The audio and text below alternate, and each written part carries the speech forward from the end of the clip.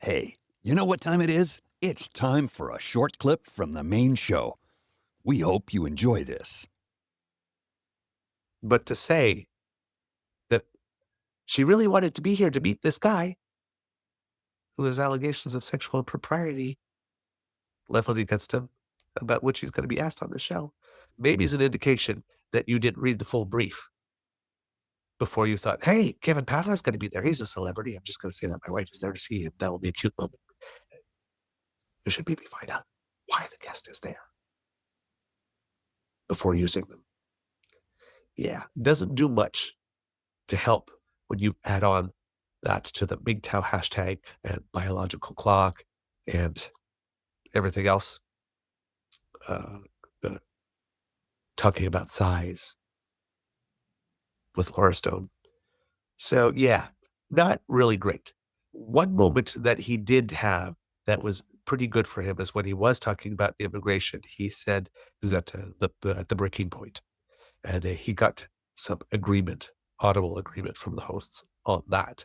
So he scored some points there. And again, at the end, when he was asked point blank about his wanting to gut CBC, it ended with an editorial comment from the host that was very, very clear on the importance of the Crown Corporation.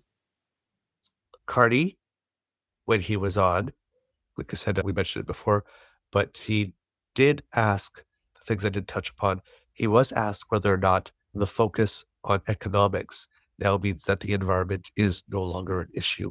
And of course, he said no, because if you've read his book Values, and he pointed to the fact that he was the UN Special Envoy on Climate Action and Finance. So that was there. And of course, as I mentioned before, he was asked straightforward about Bermuda and offshore tax havens and that type of accounting. And he was able he was able to give an answer that was succinct and that did touch on the key points, even though it wasn't very developed. And it's the same answer he's using in English. A lot of journalists are finding the answer not satisfactory at the moment because I think they want to report right. I think they understand that as chair or vice chair of Brookfield at the time, that he does have fiduciary responsibilities in that he's doing that interest. But in this case, if he's going to be Prime Minister of Canada, then of course, now his fiduciary responsibility is to ensure that all the taxes that rightfully should be coming to Canada do so, and that there's less ways to avoid them.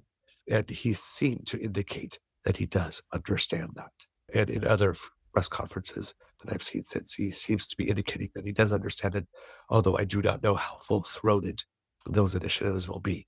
For his part, recently has announced a series of meth issues with regard to that issue. Again, trying to corner Mark Carney. There's been a lot of talk recently from the Conservatives about crime and ethics. And with regard to ethics, that's pretty interesting. He wants to bring the focus back on that. And for me, that sort of reminds me once again of the fact that he seems to be lacking in original ideas. Because if you remember the first iteration of the Conservatives under Harper, after all the scandals with the Liberal government, the Gobber inquiry, and all the other various types of scandals at that time, had run on ethics. And their big thing was an accountability act, right? They were going to present the Accountability Act. It was going to be this big thing. And little did we know at the time that while they were talking about the Accountability Act, they were involved in this whole, and ethics, they were involved in this whole in and out scheme in their first election where they were doing funny transactions between local accounts and national accounts for the party so that they could spend more on advertising, over $1 million more on advertising than they were legally allowed to. And then, of course, claim the rebates from Elections Canada for election expenses based on that advertising they were not allowed to do in the first place. And then for up until 2011, they used our money as taxpayers to defend themselves in court, swearing up and down and all around that they had never done that. And then right prior to the 2011 election, given that they didn't want that to be an election issue, quietly pleaded guilty in court. Now, I have to make it clear here that it wasn't a person that pleaded guilty. It was the party itself.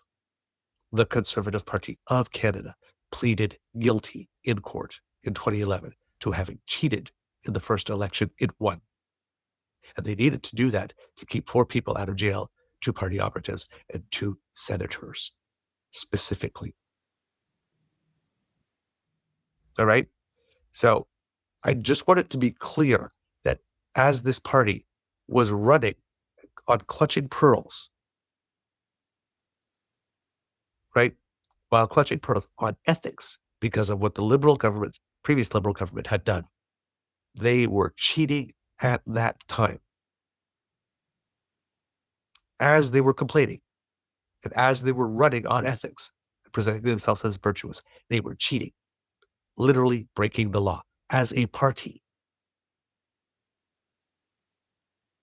They have no leg to stand on this issue. Then the current leader of this party has a deferred prosecution agreement with Elections Canada because he cheated as well.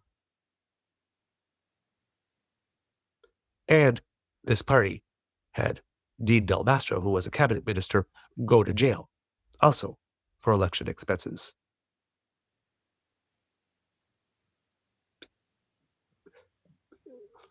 Shenanigans. He is Conservatives. The Conservative Party of Canada is also the first party in all of the Commonwealth to be held in contempt of Parliament.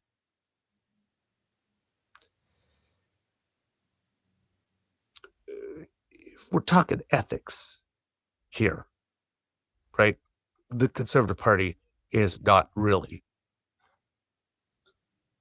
the one to be looking at here as the gold standards.